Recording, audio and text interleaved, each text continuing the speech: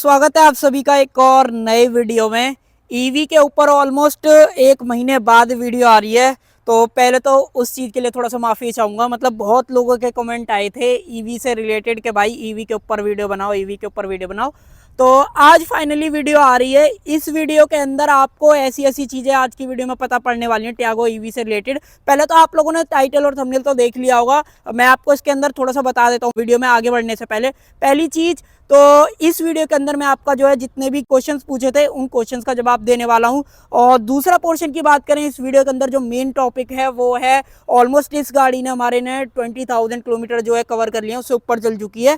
तो ओवरऑल मेरा एक्सपीरियंस कैसा रहा है टियागो ईवी को 20,000 किलोमीटर चलाने के बाद, उन सब चीज़ों के बारे में आज की वीडियो में जो है बात करने वाले हैं। तो सबसे पहले मैं आपके जितने भी क्वेश्चंस पूछे हैं उनका जवाब दूंगा, फिर बात करेंगे इस वीडियो में कि 20,000 चलाने के बाद मेरे को ओवरऑल जो है कैसा फील आया टियागो ईवी के बारे में, और ओवरऑल रनिंग कॉस्ट क्या है, वो सारी चीज़ों के बारे में जो है वीडियो के अंदर बात करने वाले हैं। करते हैं वीडियो के स्टार्ट। अगर आप चैनल पे पहली बार आए हो तो 2 मिनट लगा के चैनल को सब्सक्राइब और साथ में बेल आइकन को प्रेस कर लेना, ताकि मैं जब भी कोई नई वीडियो डालूँ आपको उसका नोटिफिकेशन जो है इजीली मिल जाए। तो करते हैं वीडियो को स्टार्ट। सबसे पहला क्वेश्चन की बात करें जो आप लोगों ने सबसे ज़्यादा पूछा है, मैंने क्वेश्चन लिख लिए हैं। मेनली 6 क्वेश्चन हैं जिसके अंदर आप लोगों ने जितने भी क्वेश्चंस पूछे हैं वो सब इंक्लूडेड हैं, क्योंकि मोस्टली जो मेन क्वेश्चंस थे वो ये 6 थे। तो मैंने वो सारे 6 क्वेश्चंस का जवाब जो है आज की वीडियो में देने वाला हूँ। सबसे पहला जो क्वेश्चन था वो था इसकी बैटरी के रिलेटेड। तो बैटरी में कई सारी चीज़ें लोगों ने पूछी, कॉस्ट से रिलेटेड, बैटरी की लाइफ क्या है, तो उन सब चीज़ों से रिलेटेड सबसे पहली चीज़ तो देखो बैटरी की जो आज की डेट में कॉस्ट है, जो मैंने टाटा वगैरह से बात करी है, ये आपको कॉस्ट करेगी अगर आप 8 साल बाद डलवाना चाहते हो या कभी भी कोई भी दिक्कत आ जाती है और आपका प्लान बनता है कि मुझे इसमें बैटरी चेंज करानी है, तो वो कॉस्ट करेगी आज की डेट में 3,98,000 इंक्लूडिंग जीएसटी वगैरह सारी चीज़ लगा के। बस लेबर इसमें अलग रहेगी, बाकी जो बैटरी की कॉस्ट है जिसमें टैक्स वगैरह सारा इंक्लूडेड है वो है 3,98,000। अब आप लगा सकते हो कि इतनी महंगी कॉस्ट ज़रूर से है इस बैटरी की। बट दूसरे क्वेश्चन की बात करें जो लोगों ने पूछा था बैटरी से रिलेटेड, देखो बैटरी से रिलेटेड मैं आपको थोड़ा सा बता देता हूँ कि जो इसके अंदर बैटरी यूज़ की हुई है वो कोई सिंगल पीस नहीं है। इसके अंदर मल्टीपल सेल्स हैं जिसको कंबाइंड करके सीरीज और पैरेलल में कनेक्ट करके जो एक बैटरी पैक बनाया गया है जो कि 24 किलोवाट का है। अब अगर मान लो ये लगा कि चलो इसकी जो बैटरी की वारंटी और मोटर की वारंटी जो टाटा क्लेम करता है वो है 1,60,000 किलोमीटर और 8 ईयर्स की। अगर आपको 8 ईयर्स के बाद भी ऐसा कोई दिक्कत आती है, देखो पहले तो 8 ईयर्स के अंदर अगर कोई भी दिक्कत आएगी तो वो टाटा एज अ मैनेज करेगा कि उनको बैटरी रिप्लेस करनी है, सेल रिप्लेस करने हैं, क्या करने हैं वो चीज़ वो देखेंगे, उनकी हेडेक है। वो इसमें बैटरी चेंज करें या सेल चेंज करें या कुछ भी करें, आपको मेनली अगर कभी भी रेंज वगैरह से रिलेटेड कोई दिक्कत आती है या इनिशियल शट डाउन है या कुछ भी मतलब दिक्कत है बैटरी में, तो 8 साल तक तो देखो टाटा देखेगा, उसमें आपको कोई भी टेंशन लेनी है, वो सिर्फ आपको सर्विस सेंटर लेके जानी है, वो जो है आपका सॉल्यूशन निकाल के देंगे। दूसरा क्वेश्चन पूछा गया था बैटरी के अंदर वो था कि बैटरी की लाइफ कितनी है। तो जितना मेरा ओवरऑल एक्सपीरियंस और जितना मैंने टाटा वगैरह से सुना है या और लोग जो भी ईवी यूज कर रहे हैं उनके बेसिस पे मैं थोड़ा सा आपको बताता हूँ। सबसे पहली चीज तो आप लोगों के घर में इन्वर्टर बैटरी होगी, तो आप लोगों ने भी देखा होगा कि जो बैटरी जो खराब होती है लीड एसिड वाली जो हमारे घर में इन्वर्टर्स वगैरह में लगी होती है, वो भी ये लगा के चलो एक बार में बिल्कुल खराब नहीं होती है। मोबाइल्स वगैरह में भी जो बैटरी आती है वो भी धीमे धीमे करके डिग्रेड होती है, ऐसा नहीं है कि एक बार में जाके पूरी बंद हो जाएगी उसके बाद मतलब चलेगी नहीं, तो वो चीज़ नहीं आएगी। इस चीज़ को आप अपने माइंड में बना के चलो, ऐसा बिल्कुल नहीं होने वाला है कि एकदम जीरो हो जाएगी, फेंकनी पड़ेगी। धीमे धीमे ये ज़रूर है कि हाँ जैसे अभी ये लगा लो इनिशियल स्टेज में 5 साल तक तो ये 200 किलोमीटर चल रही थी, फिर 5 साल बाद में छठे साल में हो सकता है कि ये 190 चले, 180, 170 इस तरीके से हो सकता है कि डिग्रेड हो। अभी तो देखो मेरा अभी कोई ऐसा एक्सपीरियंस नहीं है कि मैं आपको एग्जैक्ट बता पाऊँ, पर मैं आपको टाटा के बेसिस पे थोड़ा सा बताता हूँ जितना मैंने टाटा वगैरह से सुना है। इनका यूट्यूब पे चैनल भी है .ev के नाम से, वहाँ पे भी जाके आप देख सकते हो। तो जो इसकी 80% लाइफ है, मतलब जो टाटा मानता है कि मैक्सिमम जो गाड़ी चलती है अपने किलोमीटर्स वगैरह, जो इसकी बैटरी हेल्थ एक तरीके से समझो, अगर आप लोगों के पास आईफोन्स वगैरह होंगे तो उसमें भी बैटरी हेल्थ वगैरह दिखाता है, तो 80% तक कंपनी भी मानती है कि 80% जब तक इसकी बैटरी हेल्थ है तो तब तक जो है बैटरी अच्छी है। उसके बाद जैसी 78 79 पर जाएगी तो बैटरी ये समझ लो जो है खराब हो चुकी है।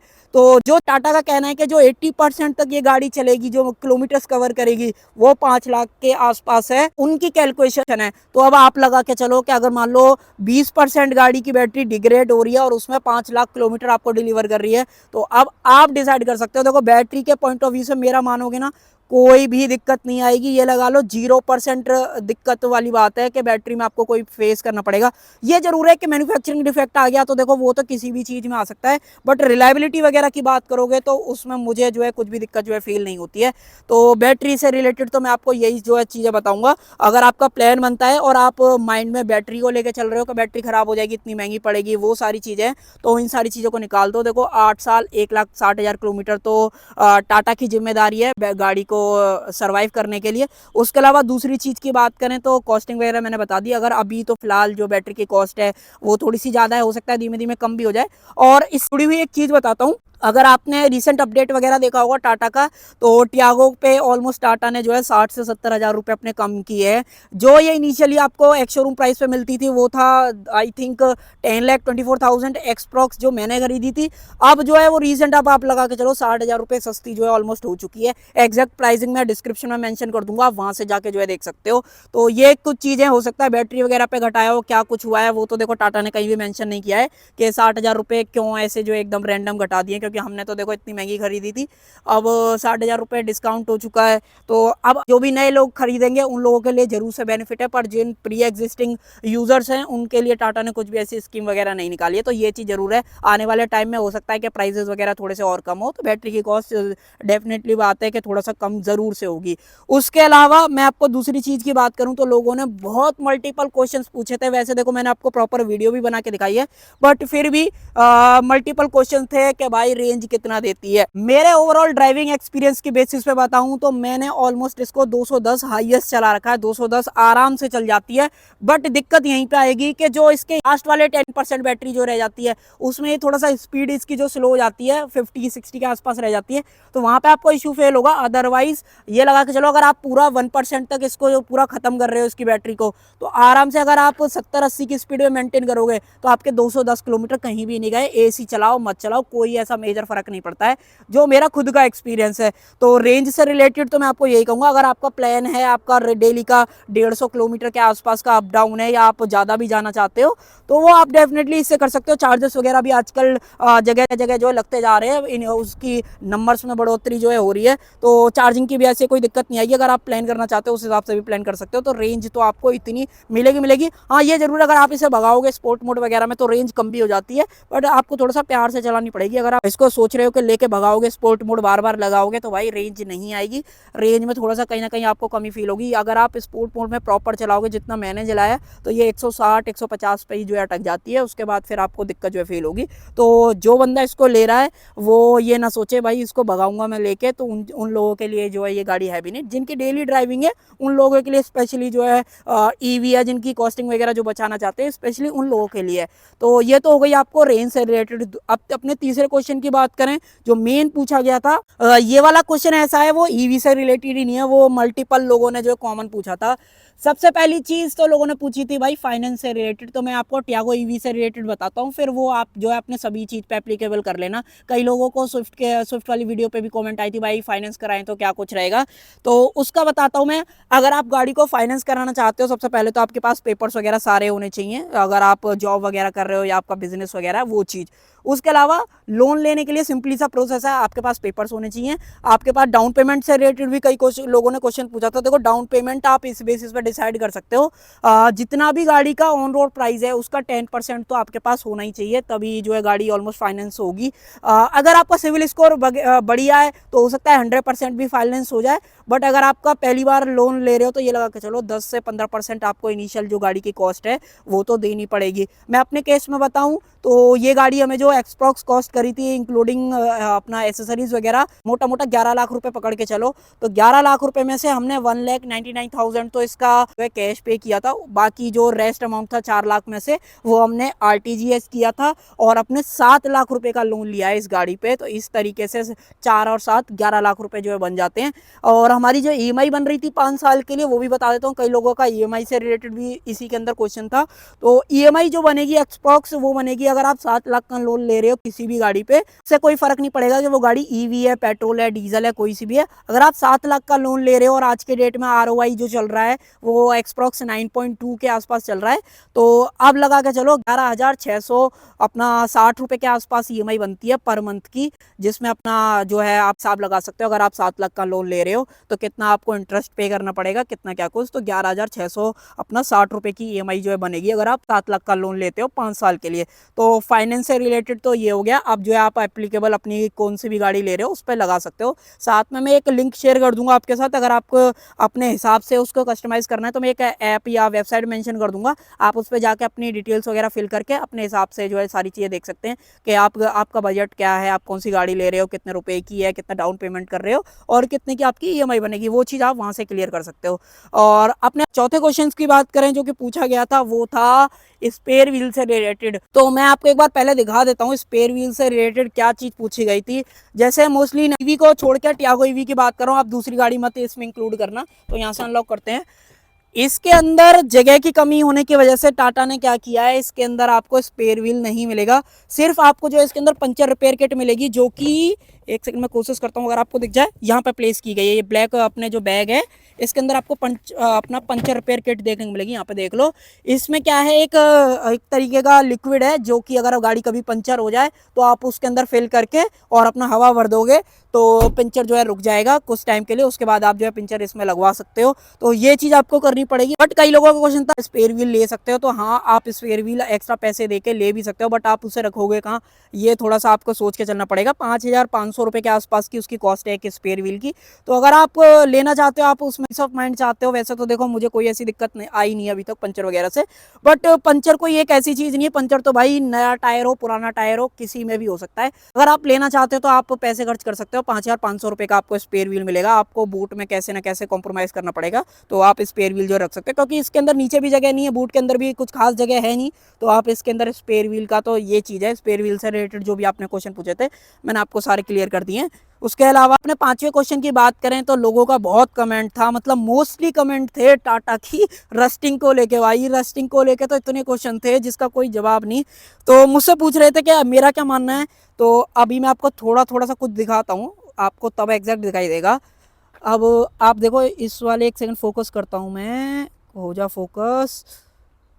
अब आप देखो ये आपको दिख रहा है, ये गाड़ी ऑलमोस्ट 6 से 7 महीने पुरानी है और आपको मैंने दिखा दिया कि अभी से थोड़ा सा ये लगा लो कि बारीक बारीक जगह पे रस्टिंग का इशू हल्का हल्का सा बन रहा है। अब ये है, देखो एक और चीज़ दिखाता हूँ, अगर आपको यहाँ पे दिख जाए तो ये आप देख रहे हो इस जगह पे भी देखो थोड़ा थोड़ा रस्टिंग का इशू इसमें कहीं ना कहीं आपको बनता हुआ दिख जाएगा। अभी तो ये लगा लो कि 7 महीने हुए हैं तो सिर्फ इतनी इतनी जगह पे जो है रस्टिंग आ रही है और हल्की हल्की आ रही है।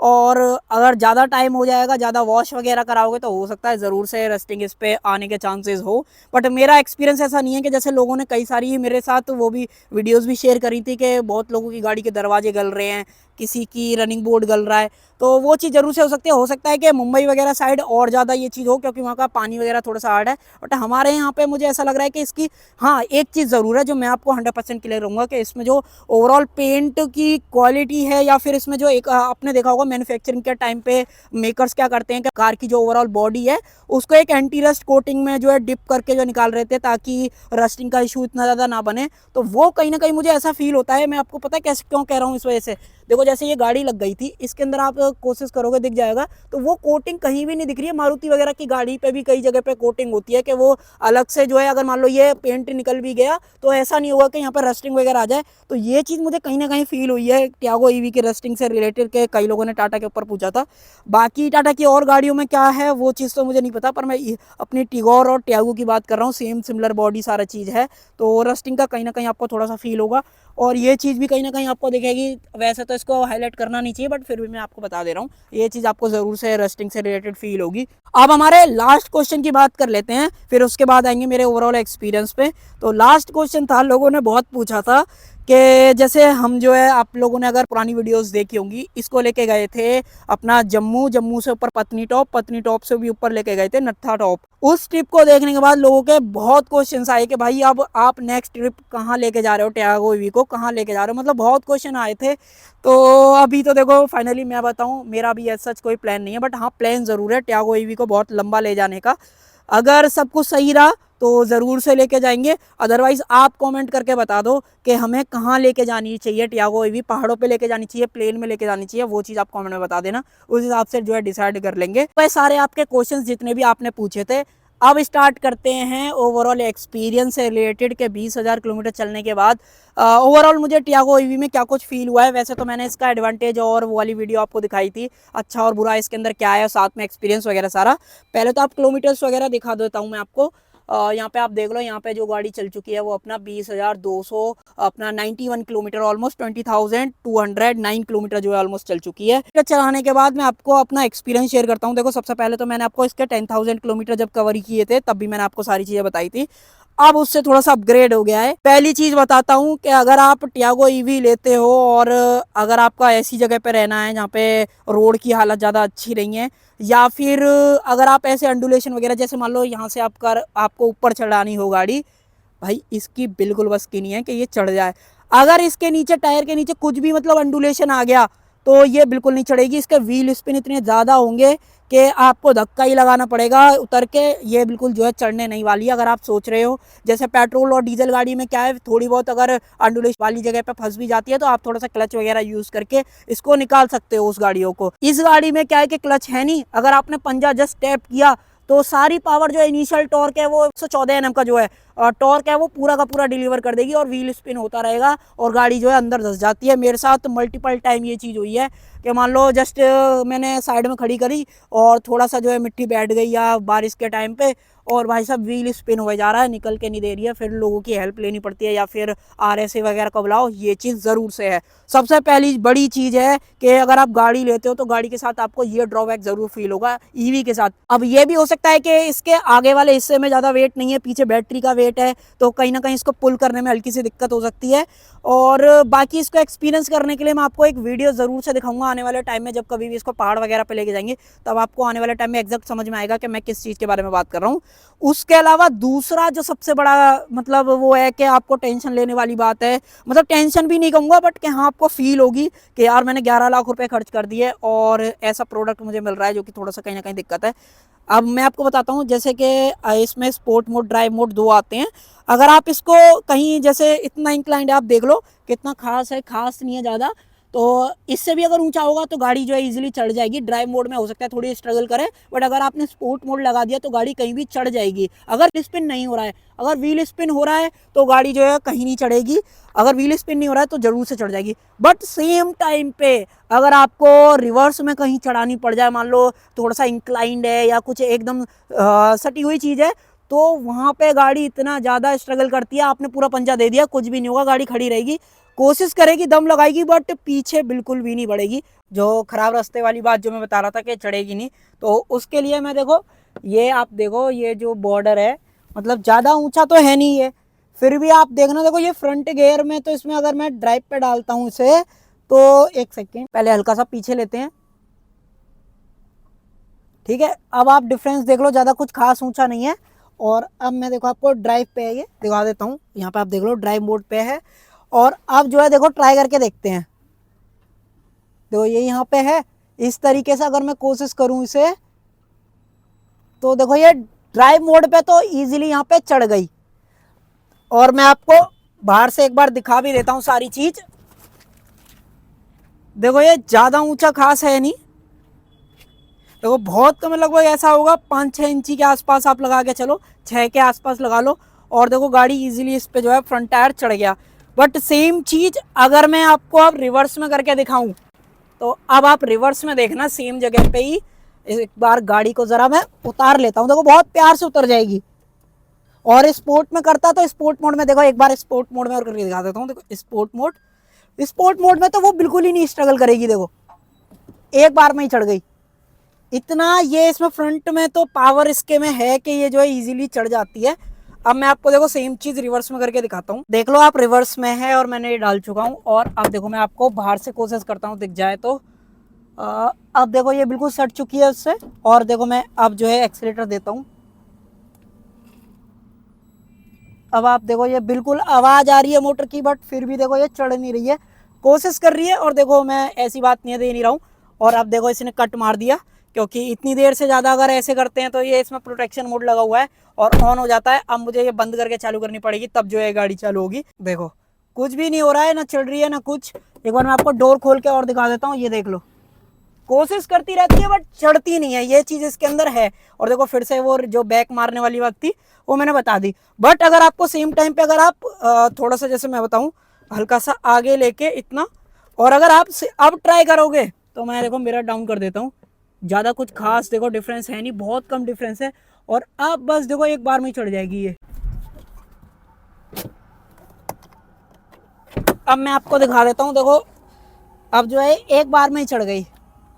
और देखो डिफरेंस वही सेम चीज़ है, वही मैंने अब देखो फ्रंट का टायर का निशान जो ये बना था ना, चढ़ने में थोड़ा सा दम तो देखो लगाती है। वीडियो देखना इसके आगे शॉर्ट में, आपको एग्जैक्ट समझ में आएगा मैं क्या कहना चाह रहा हूँ। मान लो इसके पीछे मैंने अभी अगर 2 ईंट लगा दी और मैं इसको रिवर्स में डाल के और एक्सेलेरेट करूँगा, तो ये हिम्मत नहीं है इस गाड़ी की कि ये पीछे चढ़ जाए ईंटों पे। मतलब क्योंकि नॉर्मल पेट्रोल और डीजल गाड़ी में क्या होता है, आपने क्लच और रिवर्स गियर एंगेज किया और आपने टैप किया तो गाड़ी हो सकता है वो भी स्ट्रगल करे, बट वो कहीं ना कहीं चढ़ जाती है। उसमें इंजन में इतनी जो है ताकत वगैरह होती है, बट इसके रिवर्स गियर में ताकत के नाम पे बहुत बुरा वो जो है दिक्कत वाली बात है कि भाई रिवर्स गियर तो इसका बहुत ही ज़्यादा बेकार है। तो 20,000 किलोमीटर चलाने पर सबसे मतलब खलने वाली जो चीज़ मुझे फील हुई वो ये 2 चीज़ें। इसके अलावा मुझे कोई भी ऐसा इशू नहीं हुआ है अभी तक। बाकी तो जो चीज़ मैंने सोच के ली थी ये टियागो ईवी कि हाँ मेरी कॉस्ट बचानी चाहिए और ज़्यादा सरदर्दी नहीं होनी चाहिए, स्मूथ ड्राइविंग, सारी चीज़ें जो है ओवरऑल मुझे इसके अंदर मिलती हैं। बट छोटे मोटे तो देखो टाटा के अंदर इशू है, मैं हाईलाइट करने लगूंगा तो बहुत टाइम लग जाएगा, क्योंकि बहुत इशूज़ टाटा के अंदर हैं। वो भी आपको भी पता होगा, मुझे भी पता है, तो इतना इसलिए मैं जो है इतना हाईलाइट नहीं करता। जो इसकी फिट एंड फिनिशिंग से रिलेटेड है वो आपको भी पता है, मुझे भी पता है, तो इसमें ज़्यादा हाईलाइट करूंगा तो आपको भी थोड़ा सा बोरियती वाली फील होगी। उसके अलावा मैंने अपनी पुरानी वाली वीडियोस के अंदर भी आपको कई सारी चीज़ें बताई हैं, जैसे इसकी हेडलाइट को लेके। स्पेशली इस वाले वेरिएंट की तो भाई इतनी बकवास लाइटें हैं, मतलब मेरे पास कमेंट स्पेशली आया था जब मैंने ये वीडियो डाली थी जिसके अंदर मैंने लाइटों को रिलेटेड आपको बताया था, लाइट से रिलेटेड। तो उस भाई की स्पेशली 2 से 3 बार कमेंट आ चुकी है। आई थिंक नीरज करके नाम है भाई का, कुछ ऐसे है। वो भाई बोल रहा था भाई अपने हेडलाइट चेंज नहीं कराई। भाई यार हेडलाइट मेरा मतलब प्लान है चेंज कराने का, भाई थोड़ी सी कॉस्टिंग भी तो देखो, ईएमआई भी गाड़ी की जा रही है साथ में। अगर हम मैं इसमें हेडलाइट वगैरह भी चेंज कराऊं फिर मुझे एलईडी वगैरह भी देखो। पैसे से रिलेटेड मैं आपको बता देता हूँ कि पैसे को लेके थोड़ा सा कहीं ना कहीं इशू है। जिस दिन भी पैसे वगैरह ठीक ठाक हो जाएंगे उस दिन मैं इसमें हेडलाइट वगैरह अपग्रेड जरूर से कराऊंगा। अलॉय व्हील का भी प्लान है, जो भाई मेरे से कमेंट में पूछ रहा था, मैं स्पेशली उन भाई को रिप्लाई दे रहा हूँ। साथ में 2-3 जो कमेंट थे वो कॉमन थे, तो वो चीज़ ज़रूर से है। इस चीज़ पर आप बेफिक्र रहो, मैं ये चीज़ ज़रूर से जो मैंने आपको बोला है वो ज़रूर से करेंगे। साथ में रिस्पॉन्स वगैरह आपके साथ शेयर टाइम टू टाइम करता ही रहता हूँ।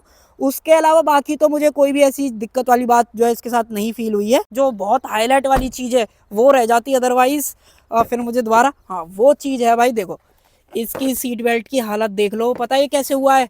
कई लोगों ने मेरे साथ भी शेयर किया है, इनकी पंच हो गई, टिगोर हो गई, नेक्सॉन हो गई, उसमें भाई चूहे अंदर आने का बहुत ज़्यादा दिक्कत है। वो पता कैसे, अभी मैं आपको दिखाता हूँ। कई लोगों ने हाईलाइट करके नहीं बताया, मैं आपको हाईलाइट करके बता ही देता हूँ, आपको भी आइडिया लग जाएगा कि भाई टाटा ले रहे हो तो ये चीज़ ज़रूर से ध्यान रखना। कई लोगों ने तो जो मच्छर वाली घरों में जाली लगवाते हैं वो लगवा दी है। कहाँ से आ जाते हैं देखो चूहे, इसमें इतनी साइड में खुली हुई स्पेस है, और देखो जो इसका काउल पैनल है पूरा ओपन है। यहाँ से भी आप नीचे से देखो, ये जो जितने भी इसके रबड़ वगैरह जो लगा के दिए भाई सब चूहों ने खा गए इसके अंदर, मतलब कुछ छोड़ा ही नहीं है। साथ में ये हिलता भी रहता है, इस वजह से रबड़ सारी वो हो गई है। अगर आपको दिख जाए तो देखो।